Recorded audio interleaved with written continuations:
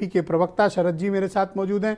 शरद जी, मैं आपसे जानना चाहता हूं, जब आपका घोषणा पत्र की अभी मीटिंगें ही चल रही हैं, दो बड़े विपक्षी दलों ने, पहले कांग्रेस और आज समाजवादी पार्टी ने अपना जबरदस्त और लुभावना घोषणा पत्र जारी कर दिया है। आप सर कोई घोषणा पत्र लाओगे भी या नहीं लाओगे?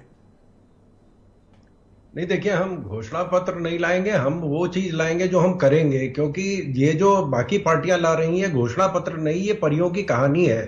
क्योंकि हम ये भी फ्री कर देंगे, वो भी फ्री कर देंगे, इसको दुगना कर देंगे, उसको तिगुना कर देंगे, अब फलाना जनगणना करा देंगे। ये सब कहानियां जो हैं ये तब होती हैं क्योंकि मैनिफेस्टो का मतलब वो है कि जिसको हम जीतने के बाद उसका क्रियान्वयन करेंगे।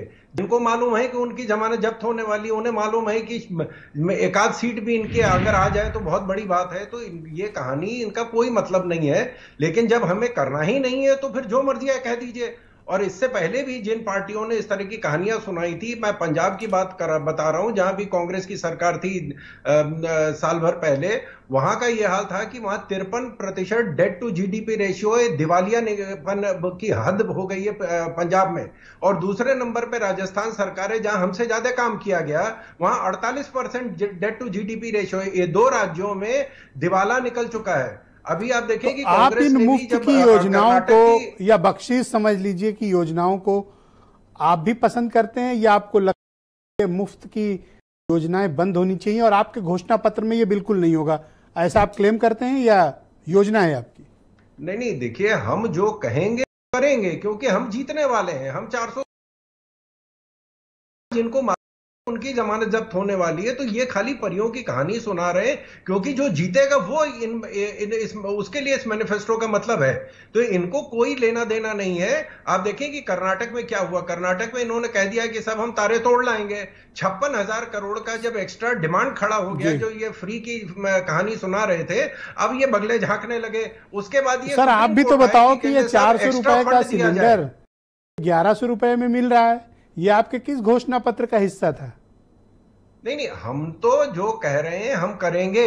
हमने तो जो कहा वो करके दिखा दिया। हमने कहा कि इतने पे 100 रुपया डीजल पेट्रोल आपके का ये हिस्सा था जी। 100 रुपए में डीजल पेट्रोल पहुंच गया, ये आपका कौन सा घोषणा पत्र था?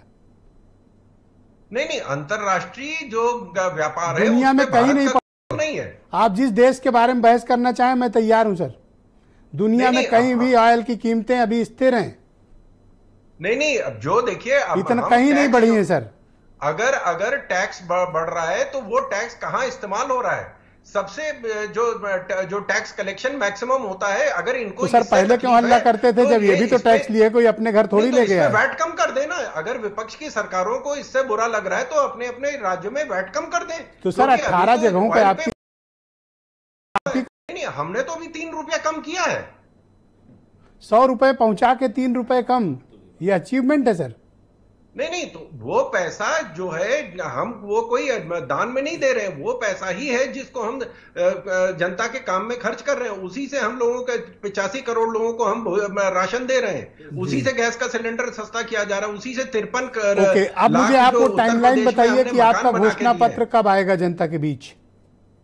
नहीं, हम बहुत सोच समझ के घोषणा पत्र लाएंगे और वो घोषणा पत्र होगा जो लागू होगा 3 महीने बाद। ओके, मैं सुरेंद्र राजपूत को आमंत्रित करता हूं।